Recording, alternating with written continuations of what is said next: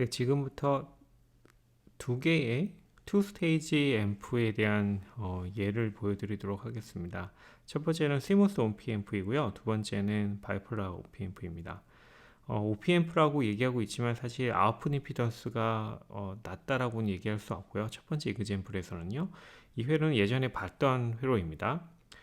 예전에 이 주파수 응답 특성에 대해서는 사실 그렇게 자세히 얘기하진 않았고요. 이 스위스의 기능에 대해서 지금 빨간색으로 표시하고 있는 이 스위스의 기능에 대해서 간단하게 언급한 바는 있습니다. 이게 더미넌 폴을 만들어낸다 이런 얘기를 한 적이 있고요. 일단 간단하게 구조를 리뷰해 보시면 이제 이쪽은 커런 소스들이 쭉 달려 있어서 이제 이 첫 번째 스테이지 앰프에 바이어스 커런트를 인가해주고 있는 부분이 있고요. 그 다음에 디퍼런셜 투 싱글 엔드 컨버전을 이 MOS 트랜지스터 가지고 하고 있죠. 이 미러가 있어서 이 디퍼런셜 투 싱글 엔드 컨버전을 해오고 있고, 그 다음에 세컨드 스테이지는 심플한 커먼 소스 앰플리파이어예요. 커먼 소스 앰플리파이어의 바이어스 커런트를 Q7이라는 아이가 주고 있습니다. 그러면 이제 첫 번째 스테이지의 게인과 두 번째 스테이지 게인을 각각 표현하게 되는데, 다시 얘기하면 요 인풋 디퍼런셜 볼티지에 대해서 요 첫 번째 스테이지 아웃풋 여기 D2 노드라고 표현되고 있는 여기까지의 볼티지 게인은 심플하게 GM1 곱하기 R02의 여기 이쪽을 바라보는 R5와 이쪽을 바라보는 R4 그 두 개의 패러럴이죠. 그 GM1 곱하기 R02와 R4의 패러럴로 표현할 수가 있겠고요. 세컨드 스테이지에서는 이제 여기서부터 여기까지의 게인인데 GM6에 이제 R06, R7 여기도 마찬가지로 R6가 있고 여기 R7이 있다라고 했을 때 그 두 개의 패러럴 임피던스에 의해서 이 로드의 임피던스가 결정되고 여기 별도의 로드가 없는 경우를 일단은 이 얘기를 하고 있는 겁니다. 그 두 개의 게인이 이렇게 만들어지고요. CC의 기능이 뭐였냐? 이게 사실 디자이너가 자기의 의도를 가지고 집어넣는 거거든요. 그러니까 여기서부터 여기까지 게인이 제법 크게 나타나기 때문에 커다란 CC를 인가해서 이제 얘가 자연스럽게 밀러 멀티플리케이션이 되고 그것에 의해서 더미넌 폴이 만들어지게끔 하겠다라는 그런 디자인의 의도가 들어가 있는 커패시터입니다. 다시 얘기하면은 이제 사실은 인풋 쪽으로도 커패시턴스가 있고요. 이런 커패시턴스가 있고 여기도 이런 뭐 커패시턴스가 다 있기 때문에 인풋 쪽에서도 폴이 있을 거예요. 그런데 그 폴의 인풋 쪽에서의 폴은 인풋에 어떤 시그널 소스가 달려 있고 그 시그널 소스의 R 시그가 어떻게 되냐에 따라서 달라질 거기 때문에 이 사용자가 어떻게 얘를 사용하느냐에 따라서 디바이스의 특성, 이 앰프의 특성이 달라진다라는 어떻게 보면 단점이라면 단점이라고 부를 수 있는 그런 특성이 있잖아요. 마찬가지로 이 아웃풋에 어떤 커피시턴스를 달아놓는지 어떤 저항을 달아놓는지 이런 것에 따라서 아웃풋 노드에서의 폴의 위치도 막 바뀔 수 있어요. 그런데 이제 인풋에서부터 아웃풋까지 주파수 응답 특성을 저희가 얘기한다 그러면 이 OP-앰프를 디자인하는 사람 입장, 이 앰프를 디자인하는 사람 입장은 이 사용자가 어떻게 사용하는지에 상관없이 어느 정도 일정한 그 밴드위스를 만들어주기를 원할 거잖아요. 그래서 의도한 어떤 뚜렷한 이런 커패시턴스를 만들어 넣고 얘가 주파수 응답 특성을 관장할 수 있도록 만들어 넣는 겁니다. 그러니까 디자인의 컨셉은 그렇고요. 분석에 이제 풀 어널리시스를 해 나가는 과정을 이제 보여드릴 텐데요. 일단은 이 앞에서 말씀드린 것처럼 이제 첫 번째 스테이지와 두 번째 스테이지에 이제 각각의 커패시턴스에 대한 얘기를 해줄 필요가 있습니다. 일단 여기 보시면 뭐 CGD4, CDB4, 그 다음에 CGD2, CBD2, CGS6 뭐 이런 얘기를 다 하고 있는데 이거는 요 노드에서의 커패시턴스 이 CC를 제외한 다른 커패시턴스들을 얘기를 하고 있는 겁니다. 다시 하면 이 Q4 트랜지스터가 갖고 있는 이 CGD 그 다음에 요 drain to body capacitance 이런 것을 얘기하고 있는 거고 그 다음에 이쪽으로 바라봤을 때도 커패시턴스가 마찬가지로 있죠. Q2 트랜지스터 쪽으로 바라봤을 때의 CGD2 그 다음에 Q2 트랜지스터에 마찬가지로 이 body to drain capacitance drain to body capacitance라고 얘기할 수 있는 CBD 혹은 CDB2가 마찬가지로 있고요. 그 다음에 여기 있는 커패시턴스가 또 있죠. 그걸 이제 C1 커패시턴스라고 지금 표현을 하고 있는 거고요. 그리고 이 C1 커패시턴스가 그런 커패시턴스이고, 아웃풋 쪽에서도 마찬가지로 그런 페러스릭 커패시턴스가 있죠. 이 Q6에 이 CDB6, 그 다음에 이제 7 트랜지스터에 마찬가지로 CDB 7이 있을 것이고, 여기에도 페러스릭 커패시턴스가 있을 것이고, 그 다음에 또 어떤 로드 캡을 여기다 직접 뭐 달 수도 있는 거죠. 이런 커패시턴스를 다 해서 이제 C2라고 지금 얘기를 하고 있습니다. 그래서 이제 인풋에서부터 아웃풋까지를 이제 보시게 되면, 일단은 인풋에서는 VID라는 볼티지가 여기 양단간에 걸렸다라고 가정을 하고 있는 거고요. 그랬을 때 첫 번째 스테이지는 간단하게 이 large GM, 결국에는 얘는 Q1, Q2의 GM하고 거의 같은 GM이 될 겁니다. 이 large GM과 이제 요 첫 번째 스테이지의 아웃풋 임피던스인 이 R1이라고 표현하고 있는 것, 이 R1은 다름이 아니라 앞에서 얘기했던 이 R2, R4예요. 그렇게 첫 번째 스테이지가 모델링 되고, 여기에도 페러스릭 커패시턴스인 C1이 달려있는, 좀 전에 얘기했던 이 C1이 달려있는 게 이 D2에서의 임피던스에 다고요. 그 다음에 이 두 번째 스테이지로 갔을 때는 마찬가지로 얘들 이제 GM과 여기 이 노드에서의 볼티지 VI2를 얘기할 수 있고, 여기도 이제 R2는 앞에서 얘기했던 요 저항을 얘기하는 거고요. 그 다음에 C2는 좀 전에 얘기했던 이 커패시턴스, 아웃풋 쪽에 달려있는 이 전체 커패시턴스를 얘기하는 겁니다. 이게 있고, 이제 인풋과, 그러니까 D2 노드, 그러니까 두 번째 스테이지의 인풋과 두 번째 스테이지의 아웃풋 사이를 연결해주는 이 CC, D2와 D6를 연결해주는 이 CC가 있는 겁니다. 이게 그냥 이퀴벌런스 서킷의 등가이로의 전부예요. 그리고 나서 우리가 사실 할 수 있는 건 뭐냐면, 여기서부터 여기까지의 이 트랜스퍼 펑션을 그냥 익스트랙션 할 수가 있겠죠. 이건 그냥 이 키르호프의 커런트 로와 볼티지로 적용해서 쭉 하면 되는 것이니까, 우리가 앞에서 이 원 스테이지 앰프에서 했던 것처럼 여기서부터 여기까지 트랜스퍼 펑션을 사실은 그냥 구할 수 있습니다. 조금 노력이 들고 이 힘이 드는 일이지만 그냥 단순하게 유도할 수 있는 그런 것들입니다. 그럼 일단은 저희가 하나 예측할 수 있는 게 있어요. 이 노드에서 이 노드까지 다이렉트 피드 폴드 패스가 하나 있잖아요. 그럼 이 경우에는 뭐가 존재한다? 제로가 존재한다는 걸 볼 수 있습니다. 그 제로가 결국에는 이 CC와 GM2 이런 것에 의해서 결정될 텐데, 그것을 이제 뒤쪽 슬라이드에서 저희가 확인할 수가 있습니다. 좀 말씀드린 것처럼 이제 VID에서부터 V5까지를 트랜스퍼 펑션을 쭉 구하는 건데요. 이렇게 키르호프의 법칙을 적용해서 결국엔 트랜스퍼 펑션을 구하면, 좀 전에 말씀드린 것처럼 이 CC와 GM2에 의해서 제로가 하나 발생하는 것을 보여드리고 있는 거고요. 그 다음에 이 C1과 C2에 의해서, 그 다음에 CC에 의해서 이 분모가 S에 대한 2차항으로 만들어지는 것을 보시게 됩니다. 그리고 이제 C1에 대해서, C2에 대해서, C2에 대해서, CC, C2에 대해서 각각 방문하면서 저희가 OC 타우를 적용하게 되면은 이 S의 1차항의 개수를 그대로 정확하게 만들어낼 수가 있잖아요. 그래서 여기 보시면은 R1, C1, R2, C2, 그 다음에 CC가 바라보는 저항, 이렇게 해가지고 이 전부를 이제 해낼 수가 있습니다.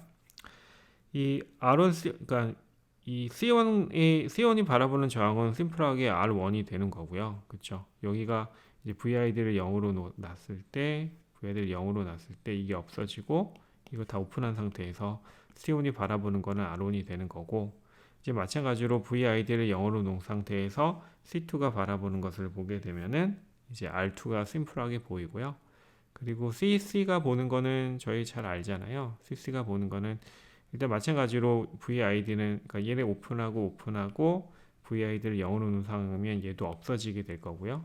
그럼 CC가 바라보는 저항은 우리가 앞에서 많이 했던 거, R1 더하기 R2 더하기 GM 곱하기 R1 R2 해서 이 항이 만들어지는 것을 보게 됩니다. CC를 무지 크게 했기 때문에, 그쵸? CC를 무지 크게 했기 때문에 우리가 예상할 수 있는 거는 이 항이 상당히 더미넌트 할 것이다. 그러니까 이 nominal for approximation을 적용해서 그냥 이거 자체를 이용해서 이제 오메가 P1 다시 얘기하면 nominal pol의 위치를 그냥 구할 수도 있는데 그것을 다시 한번 이제 approximation 한다 그러면 결국에 얘에 의해서 결정될 거라는 걸 알게 되고요.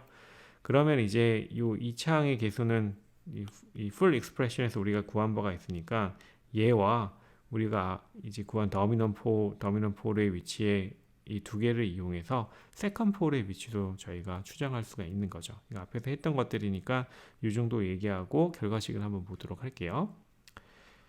그래서 일단 이 슬라이드에서 한 번만 더 정돈하면요. 일단 이 제로의 위치라는 것은 알죠. 이제 이쪽으로 들어가는 커런트가 결국 모든 커런트가 일로 흘러 들어갈 때, 그렇죠? 그때 이제 VO가 변하지 않아서 여기가 0이 되는 거고요. 그래서 그 조건을 가지고 GM2 빼기 SGCC가 0이 됩니다. 라는 것을 이용해서 제로의 위치를 저희가 바로 얘기할 수 있고, 좀 전에 얘기했던 것은 dominant for approximation을 지금 하겠다라는 건데, 이 분모 자체를 이제 오메가 P1과 오메가 P2로 갖고 있는 이런 이 투폴의 이제 저희가 뭐 소위 말하는 소인수 분해를 한다 그러면은 오메가 P1 분의 1과 오메가 P2 분의 1을 구하는 거잖아요. 오메가 P1과 오메가 P2를 구하는 거잖아요. 얘를 전개한 게 이거고 지금 앞에서 본 게 이 오메가 P1 분의 1 플러스 오메가 P2 분의 1이 요 1차 항의 요 개수입니다. 라고 얘기하는 겁니다. 반복하는 거지만 좀 익숙해지시기 전이기 때문에 조금 반복을 하도록 하겠습니다. 그리고 나서 2차 항의 개수는 얘가 되는 거고요. 그리고 지금 dominant for approximation을 하고 있는 거기 때문에 얘를 이제 오메가 P1 분의 1로 그냥 근사를 하고 있는 겁니다. 그래서 오메가 P1 분의 1이 뭐다?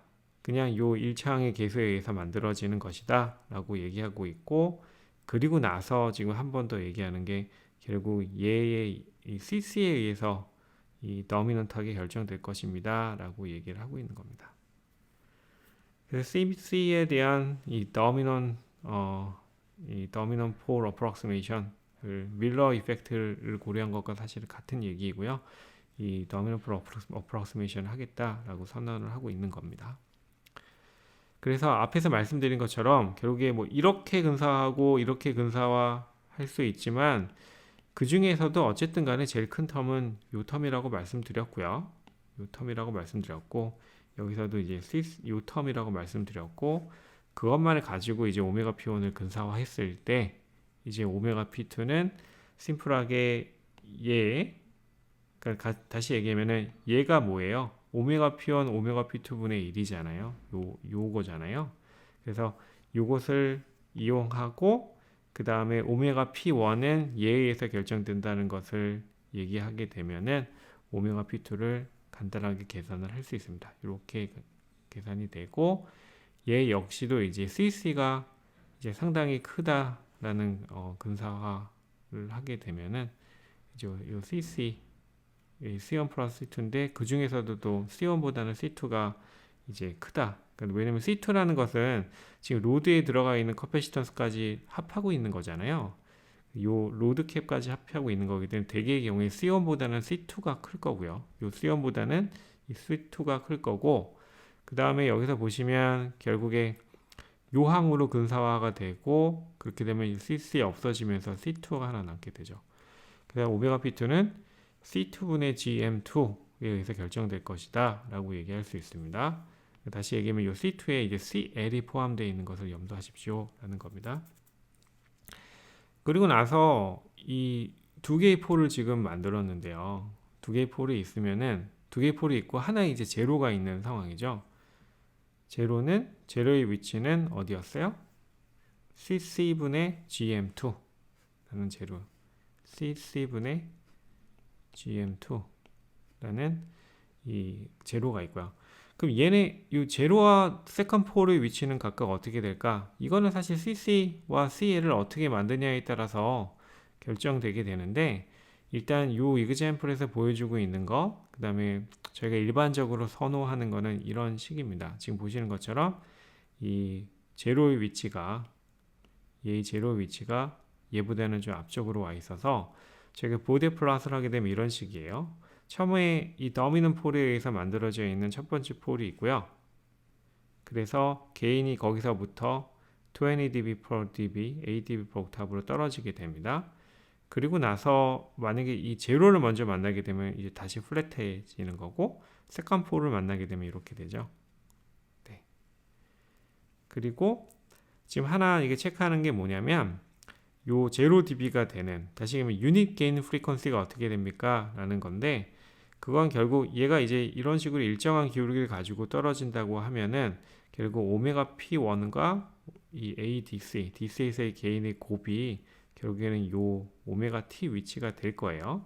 그래서 그것을 지금 표현하고 있는 겁니다. ADC는 앞에서 봤던 그냥 이거잖아요. 그냥 이 게인과 이 게인에 대한 얘기이고, 이게 지금 위에 뒤에서는 라지 GM1, 그 다음에 R1, 여기 라지 GM2, R2로 표현하고 있는 거라서 요 게인 텀, DC 게인 텀을 이렇게 지금 쓰고 있는 거고, 오메가 P1은 지금 이렇게 쓰고 있죠. 오메가 P1 분의 1을 이렇게 쓰고 있죠. 그래서 이거 두 개의 오메가 P1과 얘를 곱하게 되면 결국 나오게 되는 건 CC분의 GM1이에요. CC분의 GM1으로 여기 위치가 표현되게 됩니다. CC분의 GM1, CC분의 GM2 얘네의 이제 상대적인 위치에 따라서 사실은 얘가 어디 앞쪽으로 오느냐 뒤쪽으로 오느냐가 좀 결정돼요. 이게 사실은 저희가 여기서 설계하기에는 뭐 CC분의 GM1이 더 왼쪽에 있는 것으로 지금 얘기를 하고 있는 거고요. 그래서 그러니까 GM1이 GM2보다는 작아서 이 왼쪽으로 오메가 T가 만들어져 있는 이런 케이스를 다루고 있습니다. 그럼 여기서 한 가지 더 저희가 따져줄 게, 그러면 이 인풋에서부터 아웃풋까지의 페이지는 어떻게 되는가라는 건데, 일단 오메가 P1을 요 만나는 요 지점에서 저희가 얘기하는 거는 45도의 페이지 시프트가 먼저 있고, 그 다음에 쭉 가게 되면 결국 90도만큼의 페이지 시프트가 첫 번째 폴에 의해서 발생을 하죠. 그리고 나서 이 만약에 세컨 폴을 만약에 먼저 만난다면은 추가적인 페이지 시프트가 있게 돼요. 그리고 만약에 오메가 P2가 다른 애들보다 앞쪽에 있다면은 이게 결국엔 거의 180도에 가까운 페이지 시프트를 만들어내게 되거든요. 근데 그거를 저희가 지금 하고 있질 않고, 일단 첫 번째 폴을 만난 후에 그 다음 제로를 먼저 만나고 세컨 폴을 만나는 이런 상황으로 지금 만들어 놓은 겁니다. 왜 이런 것을 원하냐? 이거는 저희가 뒤쪽에서 피드백에 대한 얘기를 하면서 다시 접근해 보도록 하겠습니다. 여기서는 이 정도로 잠깐 오프닝만 하고 넘어가도록 하겠습니다. 근데 어쨌든 간에 명확한 건 뭐냐면 이 첫 번째 폴의 위치를 내가 관장하는, 다시 하면은 내가 지정해 놓은 CC와 그 다음에 세컨드 스테이지의 게인, 그 다음에 첫 번째 스테이지의 아웃풋 저항, 이거는 내가 관장하는 거잖아요. 그래서 이 위치가 사실 조금 바뀔 수는 있어요. 왜냐면은 이 R2라는 거 자체가 또 로드 쪽에 어떤 저항이 있게 되면 게인이 바뀌어서 바뀌게 되는데, 어쨌든 간에 어느 정도 확실하게 로우 프리퀀시에서 폴을 하나 만들어 놓는, 더미넌 폴 하나를 만들어 놓는 그런 디자인 어프로치다 라고 생각하시면 되겠습니다. 이 정도 얘기하고 두 번째 이그젬플로 넘어갈게요. 두 번째 이그젬플은 이제 바이폴라 트랜지스터를 가지고 만든, 예전에 저희가 물론 봤던 겁니다. 첫 번째 스테이지는 디퍼런셜 앰프로 만들어져 있고, 세컨드 스테이지는 디퍼런셜 투 싱글 엔디지 컨버전을 하고 있고, 여기서는 한쪽은 그냥 버리고 그냥 한쪽에서만 게인을 갖는 걸로 만들어져 있었죠. 그 다음에 세 번째 스테이지는 PNP 바이폴라 트랜지스터의 소스 디제너레이션, 에미터 디제너레이션 저항이 달려있는 그냥 커먼 에미터 구조이고요. 얘가 DC 레벨을 쉬프팅해서 얘를 뭐 0V 근처의 DC로 만들어주고 뭐 이런 것도 했던 거 얼핏 기억을 하실 겁니다. 어쨌든 얘가 어떤 개인 스테이지를 또 하나 만들어 놓고 있는 거예요. 근데 마지막 스테이지는 에미터 팔로우죠. 에미터가 이 베이스의 볼티지를 따라가는 거기 때문에 에미터 팔로우고, 얘는 이쪽으로 바라본 임피던스를 상당히 작게 가져갔다라는 겁니다. 그리고 나서 이제 주파수 응답 특성에 대한 얘기를 해볼 텐데, 이제 얘네들 이제 각각 등가이로를 그린 겁니다. 그러니까 여기 디퍼런셜 인풋에 대해서 디퍼런셜 아웃풋이 어떻게 만들어지는지, 거기에 대한 이제 첫 번째 요 헬프 서킷을 가지고 등가회로를 그려놓은 거고요. 그 다음에 이 세컨드 스테이지는 이제 여기에 회로를 가지고 Q5와 R3를 가지고 또 마찬가지로 등가이로를 그려 넣은 거고, 그 다음에 이제 또 여기 싱글 엔디드의 Q7에 대한 건 또 자명하잖아요. Q7에 대한 등가이로, Q8에 대한 등가이로를 각각 그려 넣은 겁니다. 그리고 나서 보는 건데, 주파성 답특성의 측면에서 얘는 어떻게 되겠는가 라고 보는 건데, 일단 인풋 소스의 이 임피던스가 작다라고 그냥 가정하겠습니다. 편의상. 물론 아닐 수도 있습니다. 근데 여기서 편의상 그렇게 가정을 하고요. 그러면 어쨌든 이 Q2에서 인풋 쪽에서의 폴은 발생하지 않는다. 일단은 그걸 생각할 수 있겠고, 두 번째 스테이지는 Q5에서 여기까지인데, 뭐 게인은 첫 번째 스테이지도 게인을 가져야 되니까 R2가 작지는 않을 거고요. 그렇죠? 그 다음에 요 C 뮤가 이제 밀러 멀티플리케이션, Q5도 게인을 가질 테니까 뭐 이 밀러 멀티플리케이션이 있을 거고, 여기 이제 이 C 파이도 있을 거고요. 그래서 Q5는 저희가 딱 그 하이 밴드위스를 갖는다라고 얘기하기는 어려워요. 와이드 밴드위스를 갖는다라고 얘기하기는 좀 어렵습니다. Q7은 에미터 쪽에 디제너레이션이 있잖아요. 저희가 앞에서 얘기했듯이 에미터 쪽에 디제너레이션이 있으면은 게인은 감소하지만 밴드위스는 확장된다는 걸 지난 시간에 한참 동안 다룬 바가 있습니다. 그래서 얘도 하이 밴드위스가 될 거고, Q8은 뭡니까? Q8은 에미터 팔로우이기 때문에 이제 주파수 응답 특성이 좋다라는 거 저희 알고 있죠. 그렇죠? 요 C 파이가 부스트래핑 된다. 요 노드의 볼티지가 요 노드의 볼티지가 서로 같이 움직이면서 커패시턴스는 잘 안 보이기 때문에 주파수 응답 특성이 좋게 됩니다. 그리고 그렇게 되면은 이제 주파수 응답 특성을 좌우하는 부분이 이 부분이 될 것이다라고 추정할 수 있어요. 그렇죠? 이 Q5에서 주파수 응답 특성이 상당 부분 결정될 것이다. 그래서 Q5를 중심으로 놓고 등가를 하나 만들어 보는 거예요. 이 A 노드를 중심으로. 그럼 A 노드를 중심으로 보시면 왼쪽 부분들은 이 왼쪽 서킷들, 지금 이 R02, 이 Q2의 R02, 그 다음에 이 R2, 그 다음에 이 Q2의 C 뮤, 뭐 이런 것들을 집어넣고 보고 있는 거고요. 그래서 이제 A 서킷의 이제 A 노드의 이제 부분, 바로 달려 있는 부분들을 이렇게 집어넣고, 그 다음에 Q5에는 이쪽으로 바라보는 임피던스가 알파이가 있죠. 그래서 알파이를 집어넣고 있고, 또 마찬가지로 여기 C파이가 있고요. C파이를 집어넣고 있고, 그 다음에 이쪽의 커패시턴스가 밀러 멀티플리케이션이 되죠. 그 부분만 조금 주의해서 보도록 할게요. 얘가 이제 밀러 멀티플리케이션 되는데, 밀러 멀티플리케이션 되는 그 비율이 어떻게 되냐면, 결국 여기서부터 여기까지 게인에 의해서 결정되고, 그 게인은 Q5의 GM5와 그 다음에 요 드레인 노드에서의 저항에 의해서 결정됩니다. 근데 그 드레인 노드의 저항이라는 거는 다른 게 아니라 이 R3라는 저항과, 그쵸? 뭐가 있죠? 이쪽으로 바라보는 RI3라는 것의 패러럴 임피던스가 되는 거고요. 그쵸? 그 패러럴 임피던스는 뭐에 의해서 결정됩니까? 그 다음에 뭐 한 가지 더 넣는다면 이제 Q5에 이제 RO5라고 얘기하는 것까지 있겠죠. 여기 이제 RO5까지 적어 놓도록 하겠습니다. 이것에 의해서 게인이 결정됩니다. 그래서 얘를 이제 R3, RI3, RO4 얘를 패러럴 임피던스를 이제 RL3라고 지금 표현하고 있는 겁니다. 얘를 RL5라고 표현하고 있는 겁니다. 여기 있죠. RL5라고 표현하고 있는 겁니다.